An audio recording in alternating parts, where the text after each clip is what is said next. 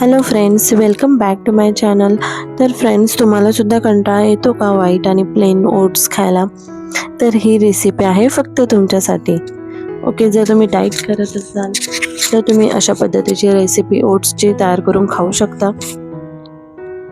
तर मी इथे पातेल्यामध्ये पाणी गरम करून घेतलेलं आहे. त्याचमध्ये मला टाकायचं आहे कांदा. मी ते बारीक साईजचं बारीक चिरून घेतलेला आहे एक कांदा. फ्रेंड्स, डाईट रेसिपीसुद्धा अशा बऱ्याच असतात ज्या टेस्टी लागतात.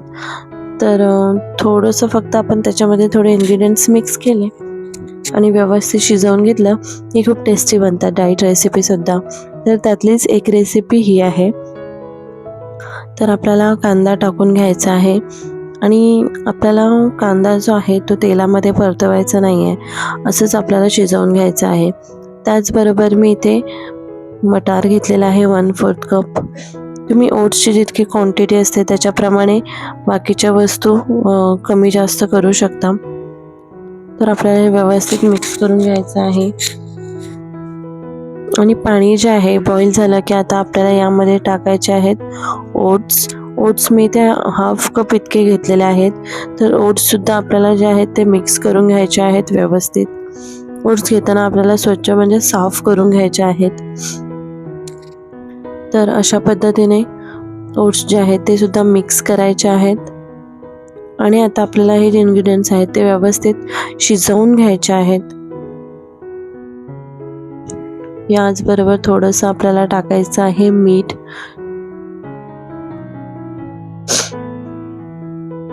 मीठ थोडं जेव्हा तुम्ही डाईट करत असाल तेव्हा मिठाचं जरा थोडं कमीच यूज करा.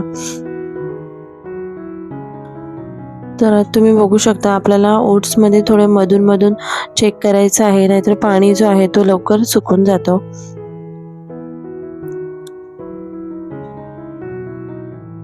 तर मी थोडंसं इथे पाणी ॲड केलेलं आहे.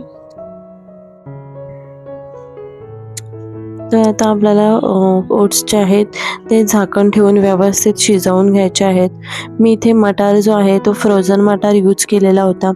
तर फ्रोझन मटार जो आहे तो लवकर शिजतो. आणि त्यानंतर मी इथे घेतलेले आहे कसुरी मेथी. कसुरी मेथीने सुद्धा एक छान फ्लेवर येतो कोणत्याही पदार्थात. जेव्हा आपण कसुरी मेथी घालतो वेगळं फ्लेवर देऊन जातं. आणि झाकण ठेवून आता आपण शिजवून घेऊया आणि 4 ते 5 मिनिटानंतर फ्रेंड्स तुम्ही पाहू शकता ओट्स जे आहेत आपले ते रेडी आहेत. वाव, खूप यम्मी बनतात. तर अशा पद्धतीने फ्रेंड्स तुम्ही नक्की ट्राय करून पहा. Without oil recipe. याचबरोबर तुम्ही सॅलड आणि पोमोग्रेनेट घेतले तर खूप छान टेस्टी लागतात. पोमोग्रेनेट खिचडी, सॅलड किंवा आपलं दलिया याबरोबर खूप टेस्टी लागतात.